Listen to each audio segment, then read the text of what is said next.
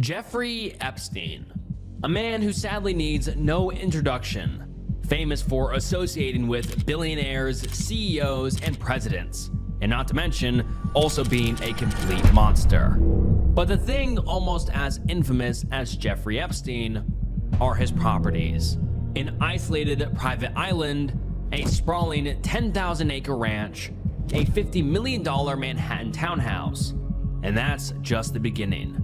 Born in 1953, Epstein went from a Dalton school teacher to a rising star in finance, charming the ultra-wealthy and traveling the globe as a high-level consultant. He built connections with billionaires, foreign clients, and even, allegedly, intelligence agencies. By the late 80s, he was managing the fortune of Les Wexner, gaining unprecedented access and control. How he made his billions, or if he really did, is still unclear. What is clear is that Epstein's properties were more than just homes. They were stages for some of the darkest acts imaginable. So, let's take a step into the estates of Jeffrey Epstein. Zorro Ranch. Deep within the secluded high desert plains of Santa Fe County, New Mexico, lies a sprawling property, a remote 10,000-acre estate, known for decades before as the Zorro Ranch. Located near Stanley, approximately 30 miles southeast of Santa Fe, this ranch served as Jeffrey Epstein's isolated operational headquarters in the western United States, engineered for maximum concealment and control, and the sheer scale and the remoteness of the ranch matching its infamous reputation. Epstein acquired the Zorro Ranch in 1993 from the former Democratic governor of New Mexico, Bruce King. The original purchase price for the vast property was around $12 million, in line with his deliberate strategy for asset protection and obfuscation. The purchase was initially overseen by a New York trust called the Zorro Trust, with Epstein signing as the trustee. Control was later centralized when the property was transferred to Cypress Inc., a corporation registered in the U.S. Virgin Islands. This basically meant that the property's legal title was actually held by an offshore company, so the control was entirely in Epstein's hands, and any future legal action from the mainland states would have to jump through many hoops. At the time of Epstein's death, the shares of Cypress Inc., which held the title to 49 Zorro Ranch Road, were valued at approximately $17 million. The Zorro Ranch was far more than a simple luxury home. It was a self-sufficient compound specifically engineered for seclusion. Central to the estate was a massive hacienda-style residence spanning over 26,000 square feet, including a huge courtyard, and also featured a living room so huge it was roughly the size of an average American home. The ranch infrastructure provided the necessary isolation for unlogged and untracked movements. An isolation like this isn't accidental. It's the kind of infrastructure that prevents oversight and enables crimes to remain invisible. The property included its own private airstrip, along with a hangar and a helipad. Separate auxiliary structures ensured the compound could function autonomously, encompassing guest houses, offices, a log cabin, and even a fire station, along with a 7-bay heated garage. Although Epstein was never officially charged with crimes in the state of New Mexico, the ranch became inextricably linked to the network of The state's attorney general's office confirmed in 2019 that it was investigating allegations and had interviewed possible victims who had visited the ranch south of Santa Fe. Virginia Giuffre, a key witness against the broader criminal network, claimed that she experienced there from Epstein and his associates. Local reporting also raised questions about how the property operated day to day. The ranch was managed by a couple from New Zealand, Karen and Bryce Gordon, and former employees and local accountants alleged that large parties were hosted on the property several times a year and that the women were recruited to attend. These claims were never tested in court, but they contributed to the ranch's growing reputation as more than a private residence. A number of prominent individuals were also reported to have visited the isolated property. Former New Mexico Governor Bill Richardson acknowledged knowing Epstein, and Prince Andrew, a close associate of Epstein, was reported to have stayed at the ranch for several days in 2001. Other reported visitors have been named in various accounts, though the extent of their involvement remains disputed.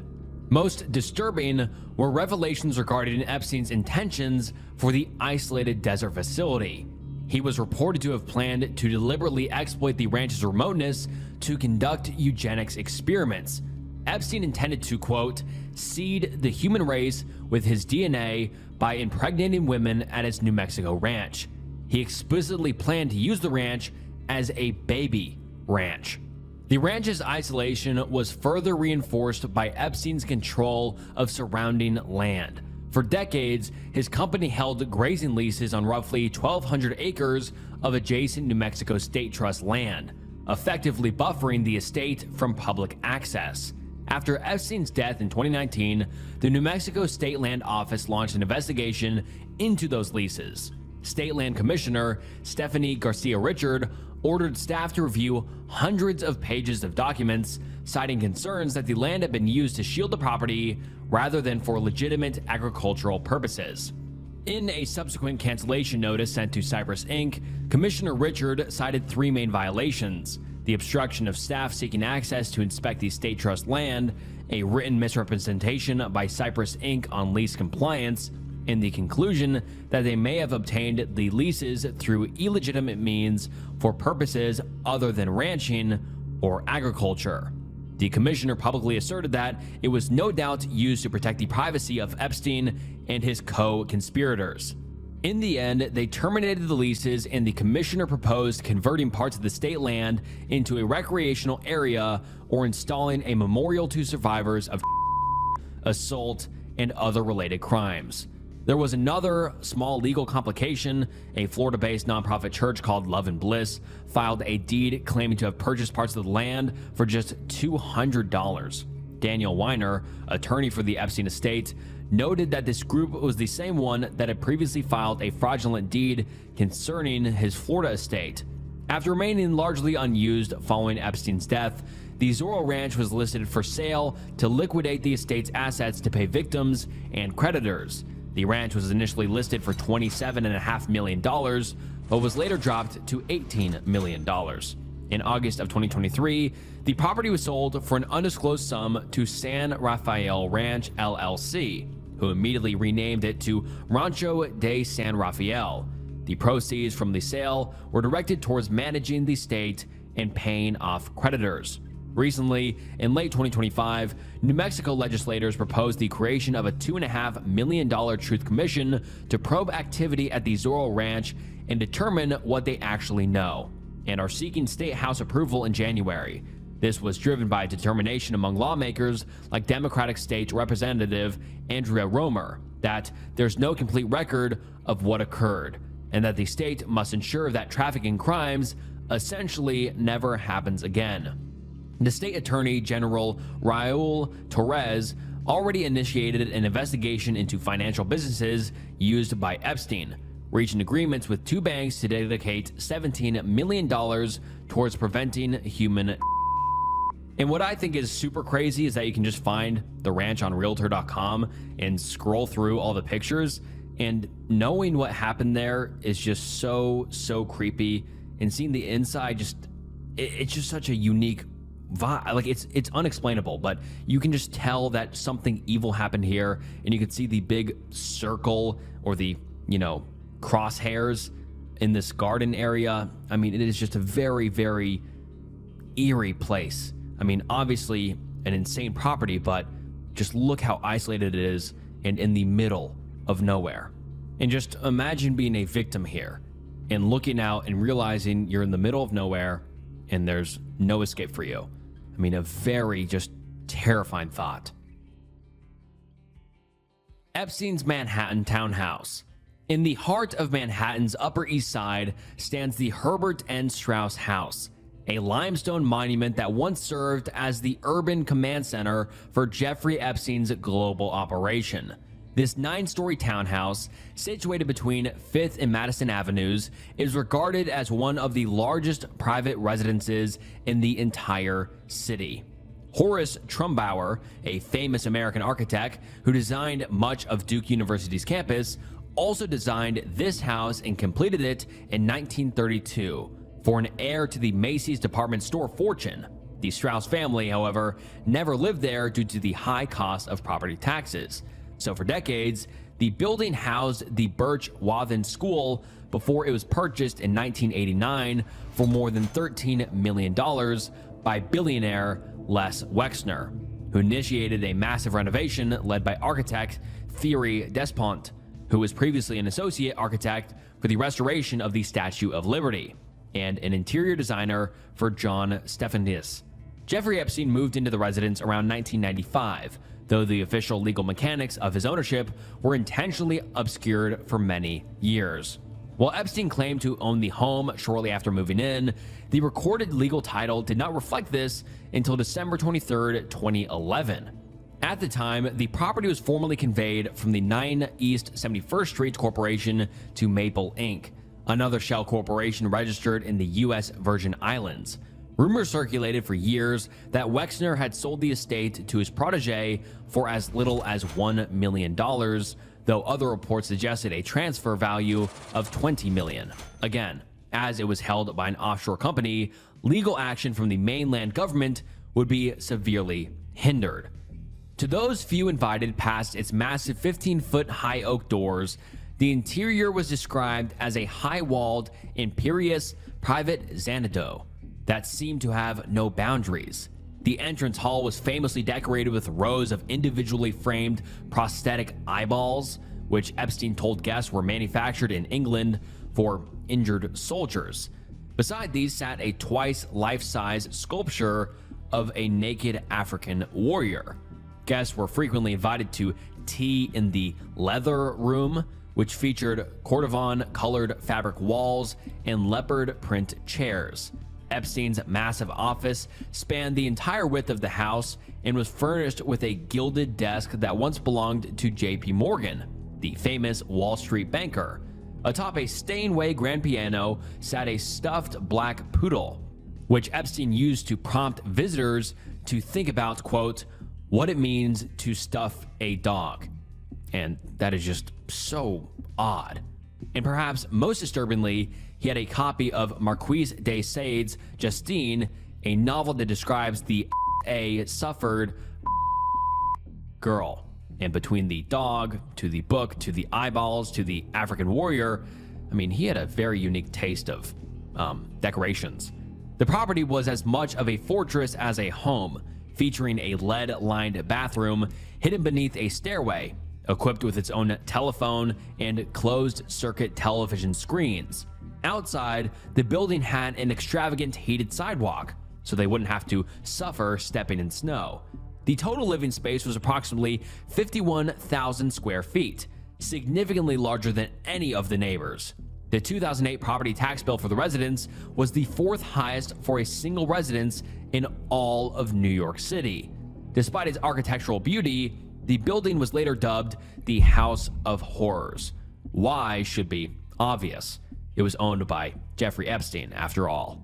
The federal indictment of 2019 explicitly identified the mansion, the New York residence, a primary site for the exploitation and of girls from at least 2002 to 2005. Epstein used the townhouse to entice and recruit victims, often under the guise of modeling opportunities or providing massages. At these encounters, he would give victims hundreds of dollars in cash. One victim, Virginia Giuffre, alleged in court papers that she was forced into acts with Epstein's associates, including Prince Andrew, within the mansion. Another lawsuit brought by a Jane Doe alleged that Epstein held parties at the residence as early as 1994, where she was R-worded at the age of just 13. Witnesses claimed that the woman at these gatherings often seemed foreign, appeared model-like, and frequently outnumbered the men. The mansion was allegedly a hub for Epstein's elite social circles, which was reported to include politicians, celebrities, and even academics. Notable figures allegedly connected to visits or associations with the 71st Street address include Donald Trump, Bill Clinton, and various other billionaires such as Leon Black. Reports have alleged that the house was extensively wired with a video surveillance system, and some visitors allegedly suspected that they were being recorded as a form of insurance blackmail. Artist Maria Farmer, who reportedly worked for Epstein in 1996, alleged that she saw a hidden media room where men monitored pinhole cameras located in bedrooms and bathrooms throughout the house. The fall of the Upper East Side Fortress began on July 6, 2019, when FBI agents and NYPD Crimes Against Children Task Force executed a raid on the property. Agents were forced to break down the door to gain entry.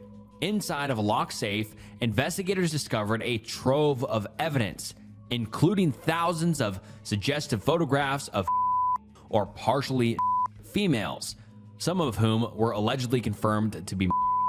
They allegedly also found compact discs with handwritten labels such as young name plus name and girl pics, along with $70,000 in cash, 48 diamonds, and a fraudulent Austrian passport that Epstein had used in the 1990s. Following his death, the mansion also became a primary asset for liquidation to satisfy creditor and victim claims.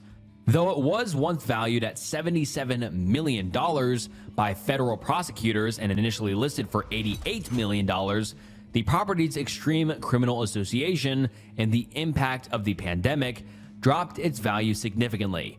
In March 2021, the mansion was sold for $51 million to Michael Daffy, a former Goldman Sachs executive. The sale proceeds were directed to the Epstein Victims Compensation Program, which had already paid out tens of millions of dollars to over 100 claimants. The new owner immediately announced plans for a complete makeover of the house to purge it of its tainted history, a renovation that was reportedly completed by 2025. And while the physical structure remains, the sale and subsequent gutting of the interior represented the final dissolution of Epstein's most visible seat of power in New York. Little St. James.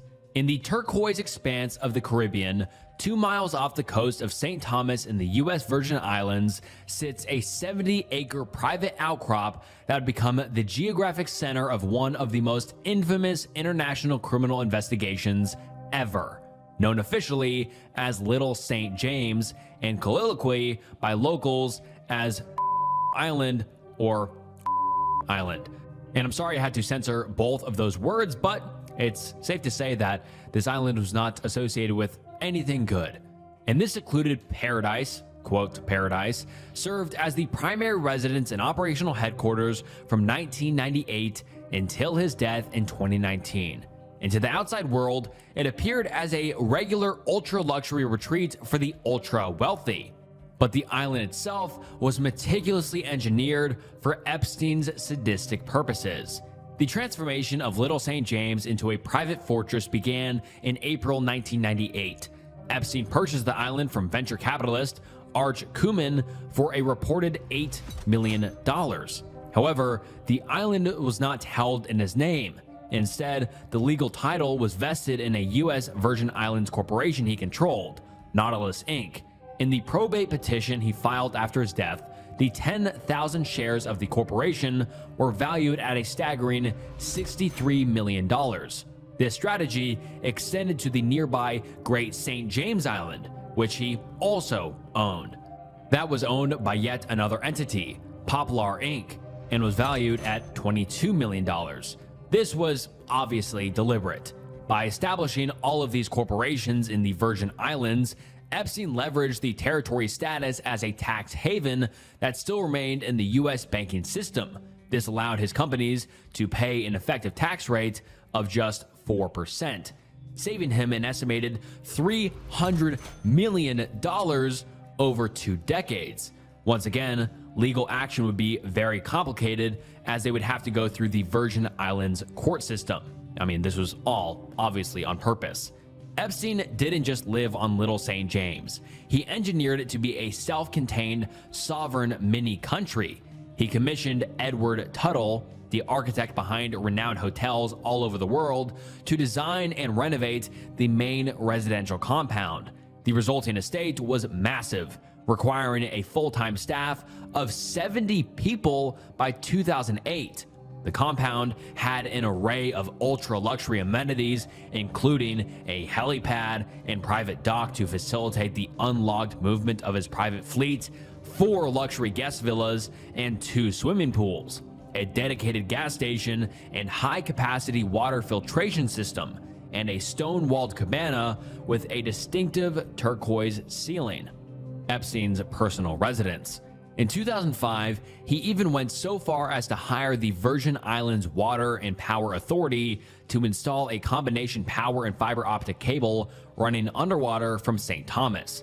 This provided the island with high-speed data and its own electric connection, removing the need for noisy generators and further insulating his communications from local eavesdropping. The most famous and scrutinized structure on the island is, of course, the blue-striped, box-like building located at the southwest point, often referred to as the Temple. Surrounded by an expansive pavilion with mosaics painted in red on a white background, the building's purpose has been a subject of intense speculation. Originally, the structure was topped with a golden dome and statues of bird-like figures, though the dome was reportedly blown away during Hurricane Maria in 2017. The physical structure as built deviated significantly from the plans submitted to the government. While architects initially applied for a music pavilion or a container for a grand piano, the finished building was a much taller cube constructed with new materials. Patrick Barron, a piano tuner who visited the site twice in 2012, described a surreal interior. He found a single, large room with wooden floors and an oriental rug, containing a dark wood desk 10 feet long and floor-to-ceiling bookcases. Most oddly, Barron noted that there was a portrait of Epstein and the Pope hanging on the wall above a small black grand piano. The building also featured a false wooden door painted onto the exterior, hinting at hidden rooms. Although my personal theory is that this was just his kind of private office, because he seemed to love these extravagant and big offices where he worked. I mean, in his New York Manhattan home, he had a huge office. Here, he has a big office. And also in the Zorro Ranch, he had a huge office. So it doesn't seem out of the question if he really just wanted a extravagant place to work, but could there be darker meaning behind it? For sure. The U.S. Virgin Islands lawsuit later characterized Little Saint as an instrumentality of crimes. Prosecutors and survivors alleged the island was the destination for the Lolita Express, Epstein's customized Boeing 727. Flight manifests from 1997 to 2005 reveal that numerous girls were flown to the island from locations including Brazil, South America, and Europe. Once on the islands, victims were reportedly held captive in a state of absolute isolation. Virginia Giuffre testified that she and other underage girls were allegedly forced into intimate acts with Epstein and his high-profile guests. The recruitment was overseen by Ghislaine Maxwell, who taught victims to be subservient and give Jeffrey what he wants. Attempts to escape the island were extremely dangerous. One survivor recounted stealing a quad bike and attempting to swim across the channel to St. Thomas, only to be caught by security before even reaching the coast. And I mean, we have a recurring theme with at least 2 of his properties here. Very isolated and very hard to escape from. Epstein used the luxury of Little St. James to host an elite circle of guests, including politicians, scientists, and royalty. High-profile figures such as Prince Andrew and Jess Staley, the former head of Barclays, reportedly visited at least a few times. According to allegations from journalists, former associates, and victims, some visits to the island may not have been merely social, but potentially part of a broader unproven scheme. Ghislaine Maxwell was reportedly said to have told an associate that the island was allegedly outfitted with extensive video surveillance, which she described as an insurance policy. Multiple sources have alleged that Epstein may have recorded influential visitors in private moments, potentially to gain leverage.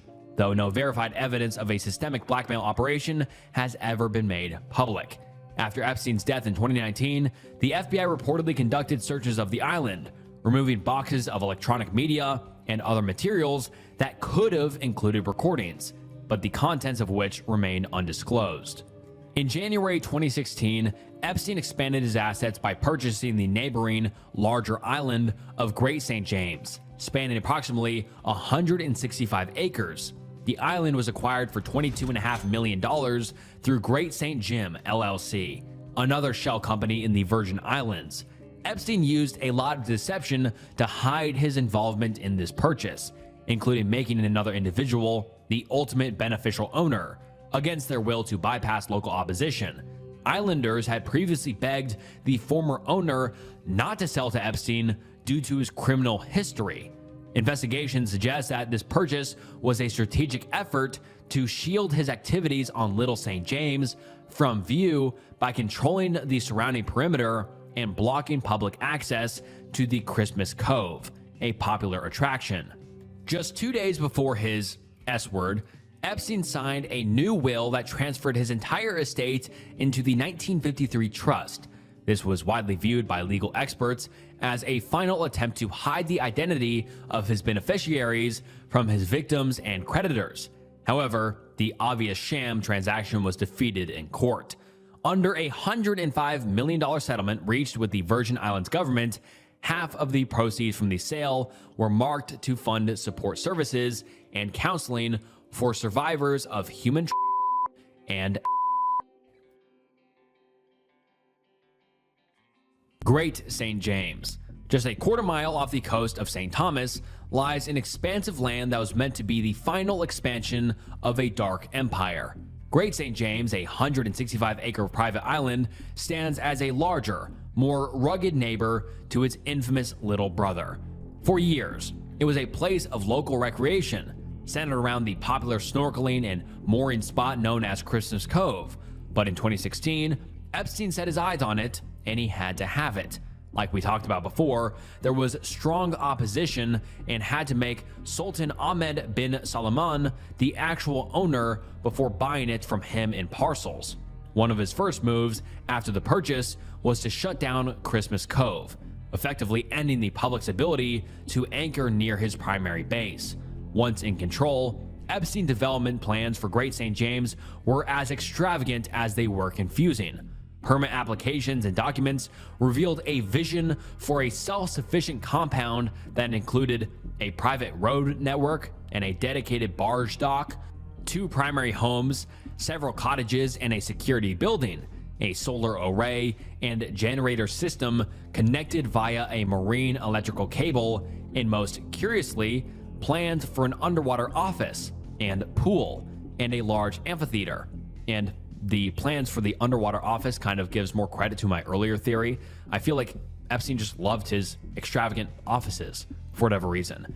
But despite these grand ambitions, by the time of his death in 2019, Epstein had not completed any major construction on the island. Instead, it became a battlefield for a variety of environmental and regulatory disputes. Epstein repeatedly had conflicts with the Virgin Islands Department of Planning and Natural Resources, and within 3 months of the purchase, construction activity was detected, leading to a series of legal clashes. First, permit violations.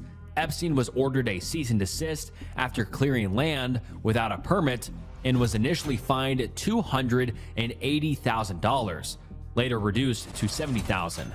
His activities drew the attention of the United States Environmental Protection Agency, who visited the island to assess damage to the protected areas.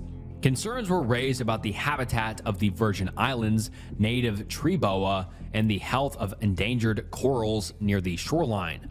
On December 21st, 2018, Coastal Zone Management issued a stop work order, but Epstein was later accused of expanding a driveway and failing to remove an unpermitted beach bar cabana in direct violation of that order. In an obvious attempt to circumvent government pressure, Epstein sent $320,000 in checks through his foundations to the St. Thomas Historical Trust. However, the trust president later stated that the donations were part of a misunderstood or fraudulent agreement, and of August 2019, the trust was awaiting the results of an FBI investigation into the funds. In May 2023, both islands were sold for $60 million to billionaire financier Stefan Dekoff, a steep 52% discount from the original asking price. Dekoff has since announced plans to transform the site into a world-class resort. Epstein's Palm Beach Mansion. A 14,000 square foot, 6-bedroom house in Palm Beach, Florida, was one of Epstein's first ever properties, which he bought in 1990, one of his cheapest properties of the bunch, yet still insanely expensive, at around $2.5 million. This house was the home to a majority of the horrors that took place across his properties, where several told investigators that they were being assaulted at the Palm Beach Mansion, along with his homes in New York, Mexico, and the islands. But this property was where Epstein would approach local college students, asking them if they wanted to work at his home, answering the phones. The Palm Beach Mansion was tied to several allegations of with several victim statements alleging that they were brought to Epstein's home in Palm Beach, Florida, while repeatedly returning to the property time and time again. Teenagers were paid and with several assaults and exploitations taking place at the property. The investigation that took place at the property resulted in Epstein's 2008 plea and sentencing proceedings in Palm Beach County Court. Eventually, when Epstein died in federal custody, the lot went for sale and was sold for an insane $18.5 million in March 2021. The month after, it was demolished completely, with the lot being sold for $25.8 million. The address was also changed so that all traces of Jeffrey Epstein finally were removed from the property completely. Paris apartment. In the heart of Paris's most exclusive residential district lies a limestone monument to power and secrecy. Situated near the Arc de Triomphe, this address hosted Jeffrey Epstein's principal European base, an expansive luxury complex that functioned as a transatlantic node of his global network. While the exterior exuded traditional Parisian elegance, the interior and the legal structure of the holding were engineered to create a shadowy world for Epstein. As usual, when Epstein acquired the property in 2002, it was not held in his personal name. Instead, the legal title was controlled by 999 shares of SCI JEP, a standard French property holding company designed for the management of real estate. The apartment was not a single flat, but a sprawling collection of 7 distinct units within the same building. According to a 2019 probate filed in the Virgin Islands, the complex comprised 3 units on the second floor, 2 on the 5th, and 2 in the cellars. The combined living area was approximately 9,000 square feet, though some say it is closer to 7,000. Nevertheless, this massive footprint in one of the world's most expensive real estate markets established Epstein as a permanent fixture in the moneyed world of Paris. To the few who saw its inner workings, the apartment was characterized as a site for both elite social networking and alleged criminal conduct. Epstein's Franco-Brazilian butler testified to French investigators that the residence contained a specially built massage room and that a great many women visited this room, although he noted that he was unable to determine if they were at the time. He also specifically mentioned high-profile figures as visitors to the Parisian pad. The residence provided the necessary privacy for Epstein to host these individuals while maintaining a low public profile, as he notoriously avoided eating in public restaurants, comparing the experience to, quote, eating on the subway. The Paris apartment was inextricably linked to Epstein's associate, Jean-Luc Brunel, the founder of Karen Models. Brunel, who was frequently a passenger on Epstein's private jet and visited him during his 2008 Florida incarceration, was accused in court documents of procuring for Epstein. French police searches in 2019 extended beyond Epstein's residence to include the offices of Karen Models. Brunel was later as a part of the French probe into R-word and eventually committing S-word in a Paris prison in 2022, while awaiting trial. The collapse of the Paris sanctuary began shortly after his death in a New York jail. French investigators responding to evidence found in the United States and allegations of occurring on French soil, executed an extremely intricate search of his property.